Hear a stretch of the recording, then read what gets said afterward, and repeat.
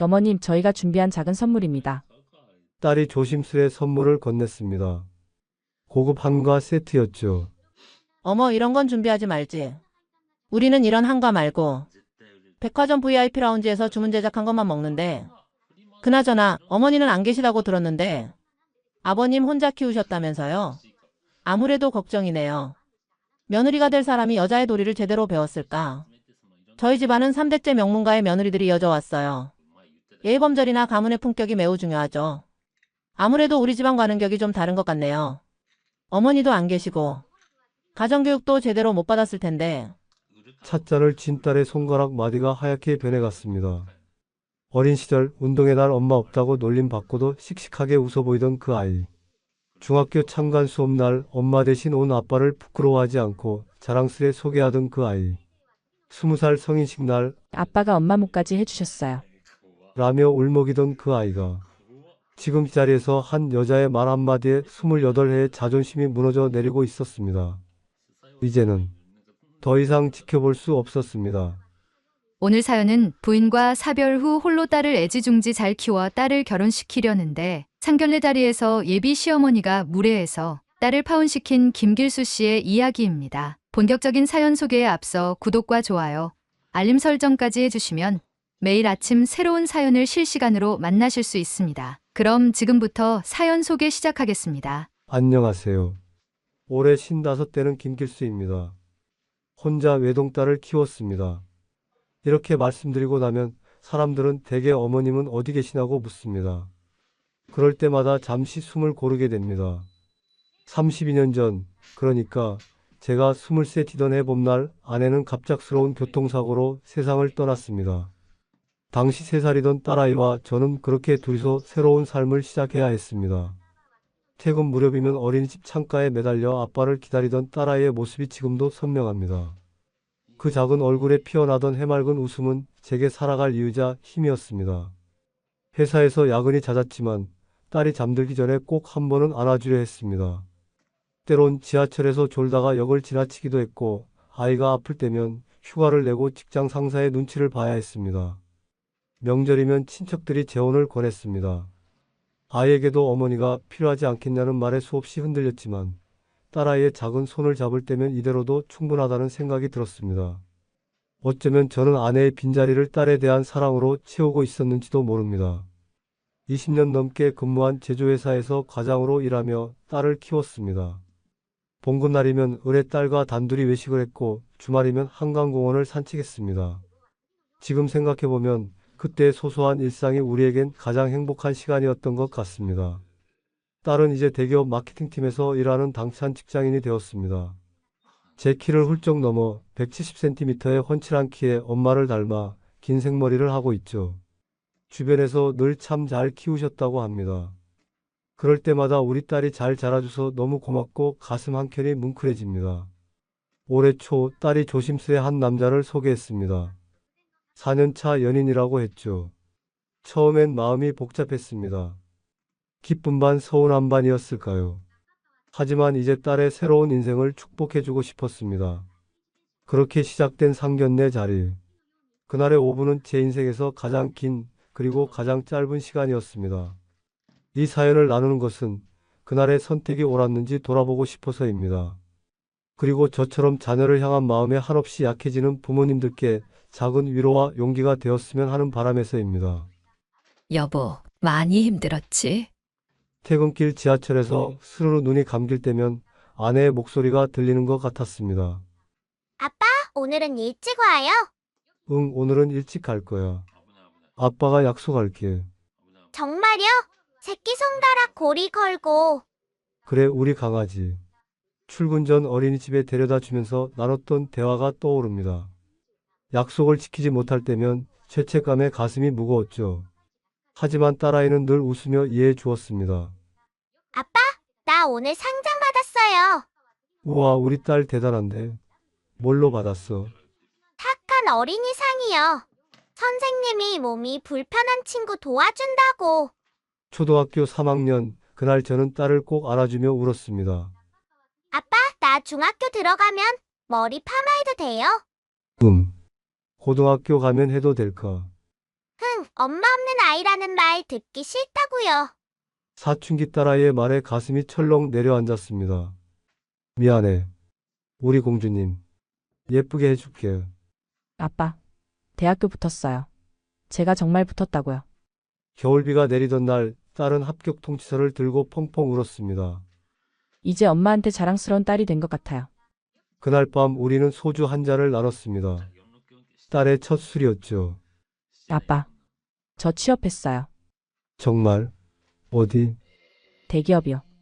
마케팅팀. 우리 딸. 대단해. 말을 잇지 못하고 눈물만 흘렸습니다. 아내가 보고 싶던 순간이었죠.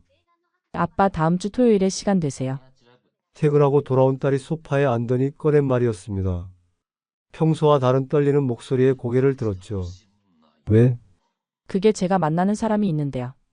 순간 가슴이 철렁 내려앉았습니다. 이 순간이 올 줄 알면서도 마음의 준비가 되지 않았던 걸까요? 아빠랑 꼭 인사하고 싶대요. 괜찮으시죠? 딸의 눈빛이 불안하게 흔들렸습니다. 그 모습이 마치 어릴 적 학예의 참가 허락을 구하던 때와 똑같았습니다. 그래. 어떤 사람인데? 회사에서 만났어요. 저보다 2살 많은 과장님이에요. 처음엔 선배로 만났다가 말끝을 흐리는 딸의 얼굴이 붉어졌습니다. 토요일 아침 평소보다 일찍 일어나 넥타이를 고르는데 손이 떨렸습니다. 아내의 사진 앞에서 한참을 서성였죠. 여보, 오늘 우리 딸이 남자를 데려온대요. 내가 잘할 수 있을까? 카페에서 처음 만난 그는 단정한 정장 차림이었습니다. 제가 들어서자 벌떡 일어나 90도로 인사를 했죠. 안녕하십니까, 아버님. 저는 김준호라고 합니다. 묵직한 목소리, 반듯한 이목구비. 첫인상은 나쁘지 않았습니다. 아버님, 제가 늦게 인사드려 죄송합니다. 사실 은희와 만난 지 4년이 되어갑니다. 4년이라고? 놀란 눈으로 딸을 바라보았습니다. 딸은 고개를 숙인 채 손가락만 만지작거렸습니다. 네, 처음엔 선배와 후배로 시작했습니다. 은희의 성실함과 따뜻한 마음에 매료되어 그의 말에 딸의 얼굴이 더욱 붉어졌습니다. 커피를 마시며 이야기를 나누는 동안 머릿속이 복잡했습니다. 그는 공손했고 진중했습니다. 하지만 한편으로는 불안했습니다. 과연 이 사람이 우리 딸을 행복하게 해줄 수 있을까? 혹시 딸이 상처받진 않을까? 아버님, 솔직히 말씀드리면 많이 긴장됩니다. 은희에게 들었습니다. 아버님께서 얼마나 헌신적으로 은희를 키우셨는지. 그의 눈빛이 진심 어린 것을 보며 묘한 감정이 밀려왔습니다. 자리를 마치고 나올 때 딸이 물었습니다. 아빠, 어떠세요? 글쎄, 시간을 좀 주면 안 될까? 그날 밤 혼자 소주 한 잔을 마시며 아내의 사진을 꺼내 보았습니다. 여보, 우리 딸이 이제 정말 어른이 된 것 같아요. 제가 이제 딸을 보내줘야 하나 봐요. 한 달 뒤 준호의 부모님과 상견례 자리를 갖기로 했습니다. 설렘 반 불안 반의 마음으로 그날을 기다렸죠. 내일이면 상견례구나. 잠이 오지 않아 거실로 나왔습니다. 시계는 이미 자정을 지나고 있었죠. 창밖으로 보이는 도시의 불빛들이 유난히 깜빡이는 것 같았습니다. 책장 위 아내의 사진을 바라보았습니다. 20년 전 그날처럼 오늘도 아내와 이야기를 나누고 싶어졌습니다. 여보, 내일이면 우리 딸 상견례예요. 처음이자 마지막이 될 것 같아요. 이런 중요한 날 당신이 있었으면 좋았을 텐데. 한숨이 절로 나왔습니다. 벽에 걸린 딸의 어린 시절 사진들을 하나하나 바라보았습니다. 유치원 졸업식 날의 방긋 웃는 모습, 초등학교 입학식 날의 설렘 가득한 표정, 중학교 체육대회에서 받은 금메달을 자랑스레 들고 있는 순간. 시간은 참 빠르게도 흘러갔습니다. 아빠 아직 안 주무셨어요. 딸이 방에서 나왔습니다. 파자마 차림의 모습이 어릴 적과 똑같아 보였습니다. 그래, 잠이 안 와서. 저도요. 너무 긴장되네요. 딸과 나란히 소파에 앉았습니다. 오랫동안 말없이 창밖을 바라보았죠. 아빠, 응. 혹시 제가 시집 가면 많이 외로우실까요? 가슴 한켠이 아려왔습니다. 사실 저도 그 생각을 하고 있었거든요. 지난 20년간 단 하루도 딸의 목소리를 듣지 않은 날이 없었는데 이제 그 일상이 바뀌겠구나 하는 생각에 마음이 무거웠습니다. 괜찮아. 아빠는 걱정하지 마. 거짓말. 아빠 눈에 눈물이 고였어요. 딸이 제 어깨에 머리를 기대었습니다. 어릴 적 늘 하던 습관이었죠. 사실 많이 두려워요. 새로운 가족들과 잘 지낼 수 있을까? 엄마 없는 며느리라고 편견을 가지시진 않을까? 준호 씨 부모님께서 저를 어떻게 보실까? 딸의 떨리는 목소리를 들으며 마음이 아팠습니다. 그동안 혼자서도 씩씩하게 지내던 우리 딸이 오늘은 유난히 여리게 느껴졌습니다. 우리 딸 잘 될 거야. 내가 얼마나 착하고 예쁜 아이인데. 분명 좋아하실 거야. 아빠. 다만, 혹시라도 내가 힘들어하는 모습을 본다면 아빠가 가만히 있진 않을 거야. 딸이 살며시 웃었습니다. 알아요. 우리 아빠니까요. 새벽녘이 되어서야 각자의 방으로 돌아갔습니다. 하지만 여전히 잠은 오지 않았습니다. 머릿속엔 온통 내일 있을 상견례 생각뿐이었죠. 여보, 내일은 제가 잘할 수 있겠죠. 우리 딸이 행복하기만을 바라는데 그 마음이 잘 전해질까요? 드디어 상견례 날이 다가왔습니다. 고급 한정식집 입구에 들어서는 순간 묵직한 중압감이 어깨를 눌렀습니다. 옥빛의 고운 병풍이 둘러쳐진 룸의 문이 열리고 들어서는 순간 향긋한 한방향이 코끝을 스쳤습니다. 많이 기다리셨습니다. 예비 시어머님이 입구에서 우리를 맞이했습니다. 고급스러운 실크 한복에 브로치까지 완벽한 차림새였죠. 하지만 그 눈빛에서 느껴지는 날카로움에 순간 가슴이 철렁했습니다. 아이고 신부가 될 사람이 참. 딸의 차림새를 위아래로 후어보는 시어머님의 눈빛이 차가웠습니다. 딸은 정성스레 고른 베이지색 원피스를 입고 있었는데도 그 눈빛은 탐탁지 않아 보였습니다. 테이블에 앉자 무거운 침묵이 내려앉았습니다. 한쪽에선 은은한 가야금 선율이 흐르고 있었지만 이 자리에 긴장감을 누그러뜨리기엔 역부족이었습니다. 어머님, 저희가 준비한 작은 선물입니다. 딸이 조심스레 선물을 건넸습니다. 고급 한과 세트였죠. 어머 이런 건 준비하지 말지. 우리는 이런 한가 말고 백화점 VIP 라운지에서 주문 제작한 것만 먹는데 시어머님의 말에 딸의 어깨가 움츠러들었습니다. 그나저나 어머니는 안 계시다고 들었는데 찻잔을 들던 제 손이 살짝 떨렸습니다. 아버님 혼자 키우셨다면서요? 아무래도 걱정이네요. 며느리가 될 사람이 여자의 도리를 제대로 배웠을까? 순간 딸의 얼굴이 하얗게 질렸습니다. 수저를 든 손이 미세하게 떨리는 게 보였습니다. 그 모습에 가슴 한켠이 찢어지는 듯 했습니다. 저희 집안은 3대째 명문가의 며느리들이 이어져 왔어요. 예의범절이나 가문의 품격이 매우 중요하죠. 시어머님의 말 한마디 한마디가 칼날이 되어 딸의 마음을 베어내고 있었습니다. 특히 제사 모시는 일이 많은데 어머니 없이 자라서 그런 것까지 다 할 수 있을지. 찻잔 위로 일렁이는 차의 물결이 마치 딸의 흔들리는 마음처럼 보였습니다. 20년 동안 단 한 번도 엄마 없음을 티내지 않았던 딸. 오히려 저를 위로하던 딸. 그 딸이 지금 한 사람의 차가운 말들에 무너져 내리고 있었습니다.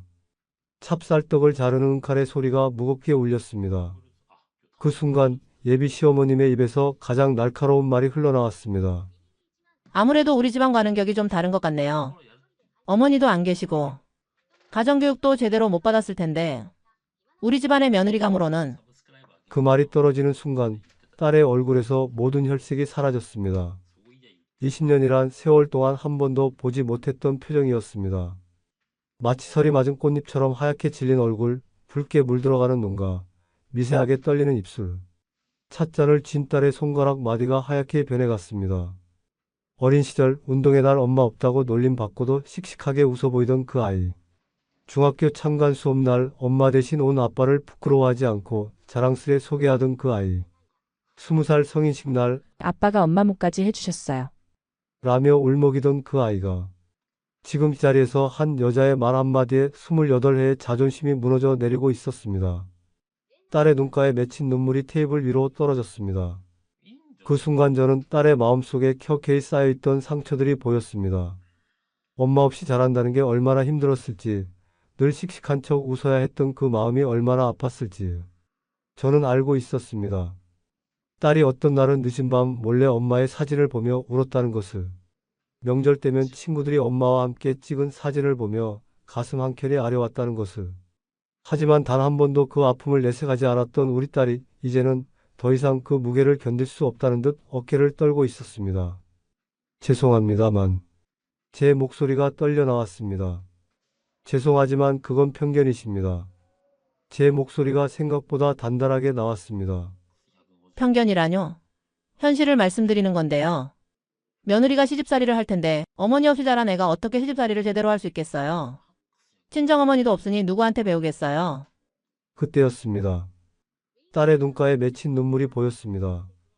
20년 동안 단 한 번도 엄마 없는 걸 서러워하지 않겠다던 딸아이. 엄마 대신 씩씩하게 살아내겠다던 딸아이. 그 딸이 고개를 숙이고 있었습니다. 식사 자리를 마치겠습니다.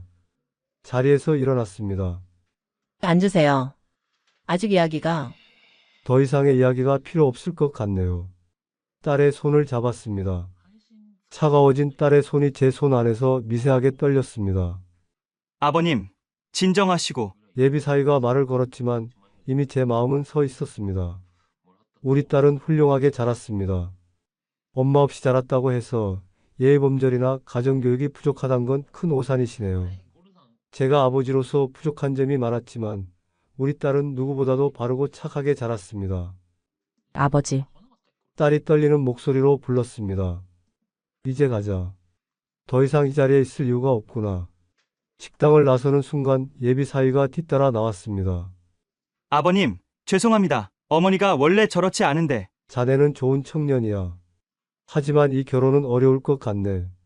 차에 오르자마자 딸이 울음을 터뜨렸습니다. 아빠 미안해요. 내가 잘못했어요.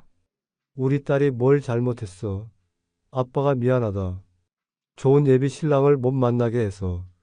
아니에요. 아빠가 옳은 결정하신 거예요. 저도 마음이 너무 아팠어요. 집으로 가는 길 오랫동안 침묵이 이어졌습니다. 신호등 앞에서 멈추었을 때 딸이 조용히 말했습니다. 아빠 그동안 정말 감사했어요. 제가 한 번도 제대로 말씀드리지 못했는데 아빠가 저를 키우시느라 얼마나 힘드셨을지 이제야 조금 알 것 같아요. 아빠도 고마워. 내가 내 딸이어서. 말을 잇지 못했습니다. 아내와 함께했던 시간, 딸과 둘이서 보낸 시간, 그 모든 순간이 한순간에 스쳐 지나갔습니다. 다음날 예비 사위에게서 연락이 왔습니다. 어머니가 사과하고 싶다고 다시 한번 기회를 달라고. 하지만 이미 돌이킬 수 없었습니다. 그날 딸의 눈물을 본 순간 제 마음은 이미 결정되어 있었으니까요. 한 달이 지난 어느 날 딸이 퇴근하고 돌아와 제게 편지를 건넸습니다. 아빠 그날 정말 감사했어요. 처음으로 제가 얼마나 사랑받는 딸인지 깨달았어요. 엄마가 안 계셔서 서운했던 적도 있었지만 아빠가 엄마의 빈자리까지 다 채워주셨다는 걸 이제야 제대로 알았어요. 아빠 사랑해요. 그날 밤 저는 오랜만에 아내의 사진을 꺼내 보았습니다. 여보, 우리 딸 잘 키웠지? 이제 괜찮아요. 우리 딸은 이제 어엿한 어른이 되었으니까. 창밖으로 달빛이 희미하게 비쳐들었습니다. 잠든 딸의 얼굴을 바라보며 생각했습니다. 여보, 우리 딸 지키려다 상처를 줬나요? 그래도 이게 맞는 결정이었죠. 봄이 가고 여름이 오고 계절은 조용히 흘러갔습니다. 딸은 해외 주재원 발령을 받아들였습니다. 뉴욕 지사로 가게 되었다는 소식을 전할 때 딸의 목소리에는 설렘과 미안함이 공존했습니다. 아빠 정말 괜찮으시겠어요? 퇴근 후 마주 앉은 저녁 식탁에서 딸이 조심스레 물었습니다. 그럼 우리 딸이 세계로 나가는데 아빠가 왜 괜찮지 않겠어? 말은 이렇게 했지만 가슴 한켠이 아려왔습니다. 출국을 일주일 앞둔 어느 날 딸이 제 방으로 찾아왔습니다. 아빠 이거 제가 쓴 편지예요. 편지라니. 봉투를 열어보니 삐뚤빼뚤한 글씨체가 눈에 띄었습니다. 사랑하는 아빠께. 그동안 한 번도 제대로 말씀드리지 못했어요. 어쩌면 제가 너무 당연하게 생각했는지도 모르겠어요. 아빠가 저를 위해 포기하신 것들, 참아내신 것들. 이제야 조금씩 이해하게 됩니다. 그날 상견례 자리에서 아빠가 저를 위해 내려주신 결단이 제 인생에서 가장 큰 사랑의 증명이었어요. 그동안 혹시나 제가 부족한 사람이 아닐까, 엄마 없이 자란 게 제 흠이 아닐까 하는 생각이 가끔 들었거든요. 하지만 그날 아빠가 저를 지켜주시는 모습을 보며 깨달았어요. 제가 얼마나 사랑받는 딸인지, 얼마나 자랑스러운 딸인지를. 그동안 아빠 혼자서 저를 키우시느라 얼마나 힘드셨을지 이제야 조금 알 것 같아요. 뉴욕으로 떠나면 많이 보고 싶으시겠죠? 하지만 이제는 제가 아빠의 자랑스러운 딸이 되어 더 넓은 세상으로 나가보려고 해요. 그동안 아빠가 저에게 주신 사랑과 용기로. 글자가 번져 있는 걸 보니 편지를 쓰며 울었던 모양입니다. 아빠 울지 마세요. 고개를 들어보니 딸이 제 앞에 무릎을 꿇고 앉아 있었습니다. 언제부터 이렇게 예쁜 아이로 자랐나요? 언제부터 이렇게 속 깊은 아이가 되었나요? 괜찮아. 아빠는 행복해서 우는 거야. 딸을 배웅하는 공항에서 문득 25년 전 아내와 이별하던 순간이 떠올랐습니다. 그때는 너무 아팠지만 이제는 새로운 시작을 향한 이별이라 생각하니 마음이 따뜻해졌습니다. 아빠 자주 연락할게요. 그래. 우리 딸 뉴욕에서 멋지게 성공하길 바란다. 검색대를 향해 걸어가는 딸의 뒷모습이 예전보다 훨씬 단단해 보였습니다. 이제는 저도 딸을 조금씩 놓아줄 수 있을 것 같습니다. 여보, 우리 딸 잘 자랐죠? 이제는 세계로 나아가네요. 그동안 저 혼자라고 생각했는데 사실은 딸이 저를 지탱해주고 있었나 봅니다. 이제는 제가 딸의 새로운 시작을 축복해 주려고 해요. 다시 일상으로 돌아온 지 벌써 6개월이 지났습니다. 딸은 뉴욕에서 잘 지내고 있다고 합니다. 매주 영상 통화를 하는데 전보다 더 밝아진 목소리를 들을 때면 그날의 결정이 옳았다는 걸 다시 한번 확실하게 됩니다. 얼마 전 딸에게서 특별한 소포가 도착했습니다. 뉴욕의 센트럴파크에서 찍은 사진들과 함께 작은 편지가 들어 있었습니다. 창밖으로 늦가을의 석양이 물들어갑니다. 예전에는 이 시간이 외롭고 쓸쓸했는데 이제는 왠지 따뜻하게 느껴집니다. 어쩌면 우리는 그날의 5분으로 인해 서로를 더 깊이 이해하게 된 걸지도 모릅니다. 이제는 말할 수 있습니다. 저는 자랑스러운 아버지입니다. 그리고 우리 딸은 세상에서 가장 빛나는 별입니다.